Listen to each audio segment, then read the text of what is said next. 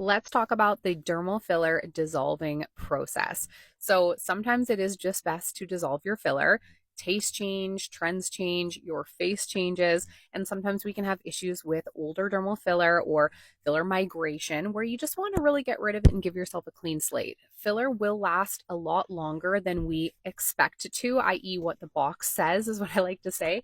It's normal for it to last a couple years or more. I've seen patients come in who had filler done 4 years ago and it still seems like they have some in there. So sometimes if you just want to give yourself a clean slate or get rid of something, you should go in for a consult to have it dissolved. I always say go for a consult because you need to talk to somebody about what to expect in your case. Every case is going to be different. But generally, when a patient comes in to meet me for dissolving, I assess the lip. We try to find out what product they have in there. If they could contact their old clinic or they know, that's fantastic.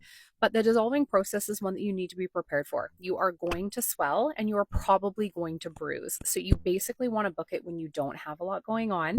We will typically numb before the procedure. It doesn't take very long to do the dissolving. It's faster than doing filler injections because we can put it in a little bit quicker. But you are going to swell, and the swelling will peak like overnight that night that you get it done, and then it will start to kind of come down the next day. So you're going to look worse for wear for a couple of days, especially if you bruise.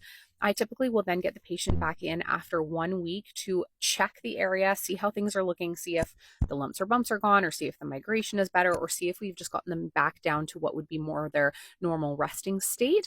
If we have, I'll typically refill past that week. So ideally, I like to try to give it 2 weeks if I can. That's kind of my new policy. I was doing it at a week, which I think is a little soon, but some patients are just so adamant to get them done again. So I say a week is the absolute soonest I would even consider refilling them. But properly, if we're going to do it, I'd like them to wait a couple of weeks or maybe even a month if they had some tissue that we needed to accommodate back down.